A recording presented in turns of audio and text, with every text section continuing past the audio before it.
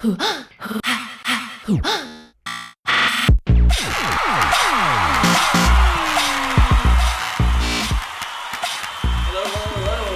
Welcome to Cam's Couch. Hi, I'm Cameron Castleman.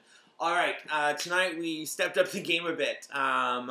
We watched the 9 p.m. episode of Desperate Housewives on ABC. Sundays, 9 p.m., ABC, Desperate Housewives. I will admit that I have seen the show before in the past, in its first couple seasons, off and on, here and there, and now I believe it's in its 7th season, so definitely different to try and come on as a viewer who hasn't been following the storyline and see if I can keep up. This particular episode focused around resolving the car accident issue of Carlos Solis and Andrew Van Camp. And that was an issue that happened in one of the last episodes I watched seasons and seasons ago. So it was beneficial that I came on at a time where I could actually piece some of the story together and I knew some of the history. Kind of ironic at the same time that it would just be, that would happen to be the episode and the subject. It does make me feel, though, that Desperate Housewives is starting to recirculate and recycle some of their ideas, change some things, bring some things back just to create drama, because Desperate Housewives is for sure a drama-infused show. Apparently, Susan's beating some illness. She's been on dialysis and is surviving. I don't know when that happened, but they probably had to give Terry Hatcher something to do to keep up with the drama. And props to her. She at least tries. I've got to say, one of the biggest assets to Desperate Housewives is Felicity Huffman. I fell in love with Felicity Huffman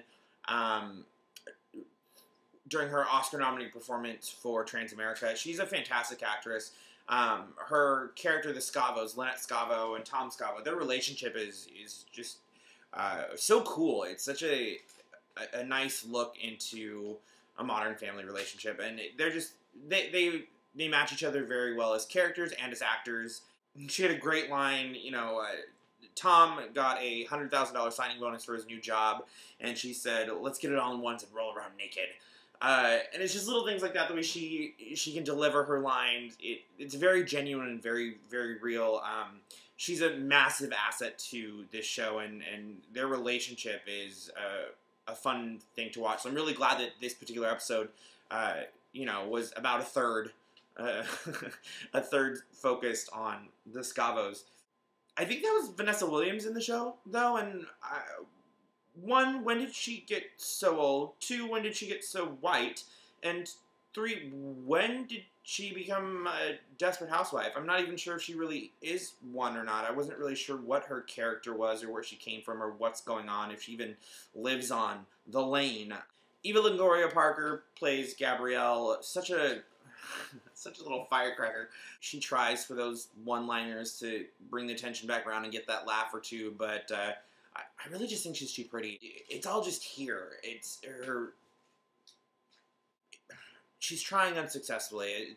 I'm having a lack of words to describe it. She's really pretty to look at.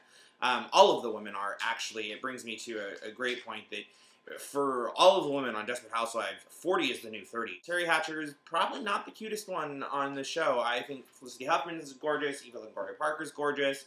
Marsha Cross is, looks really good for her age.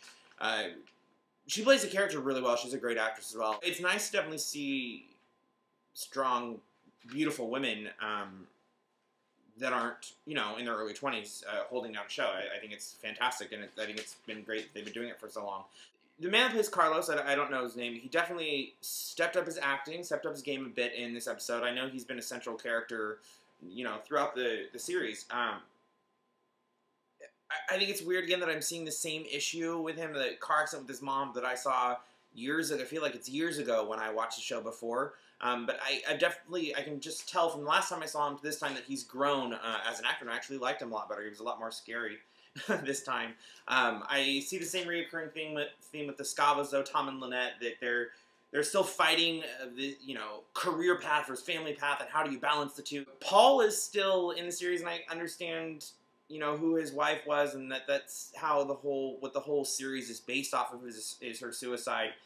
He definitely still has an I kill people vibe. I just don't really like him. He disconnects me a bit for some reason.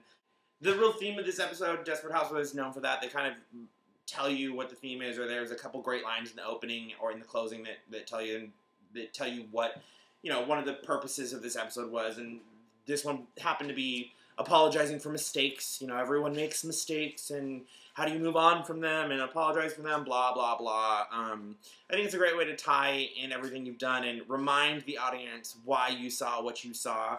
The music throughout the episode is really unnecessarily dramatic. It, like, builds these moments, and then the moment's really unfulfilling. I think the music misleads the audience a bit, which might be a creative decision, but whatever. Ending was pretty dramatic, you know, ends with some friends claiming they're no longer friends and doors slamming. And I know that they're approaching the season finale because the previews for that came on, and it still seems like a good show. There is a character for everyone to relate to, and I think that's one of the purposes of Desperate Housewives. I really think the producers and the creative team are, like, asking themselves the question of how many audiences can we try and capture by putting in all these different characters, putting in, you know, Andrew's gay. You now have, like I said, I believe it's Vanessa Williams. It looks like her. And you've got Bree, you know, and you've got Eva Longoria Parker. You know, you've got this big mesh of characters, and I feel that for a show that is now really branching into elaborate stories, I mean, you really have to have been watching seasons to really understand what's going on. But they're trying to recapture audiences by having a lot of different things going on. So that's entertaining. I mean, it was enough. They explained enough in the beginning of the episode for me to be able to follow it, so I definitely give them props for that. It can be a bit overly dramatic. It's definitely a nighttime soap opera style, but it was actually pleasant to watch. I would actually encourage people to watch a show. I think it's fun. I think it's a great family drama. It's definitely centered towards women, but there's a lot of fun in it. There's a character in there for everyone, and you can easily learn to love and hate the people, which is great. So for that, Desperate Housewives gets 4 stars. Desperate Housewives airs on ABC's Sundays at 9 p.m., so feel free to catch that if you can. I would encourage it. 4 stars for Desperate Housewives. I'm Cameron Castleman. This was Cam's Couch. Thanks. Have a great night. Peace out.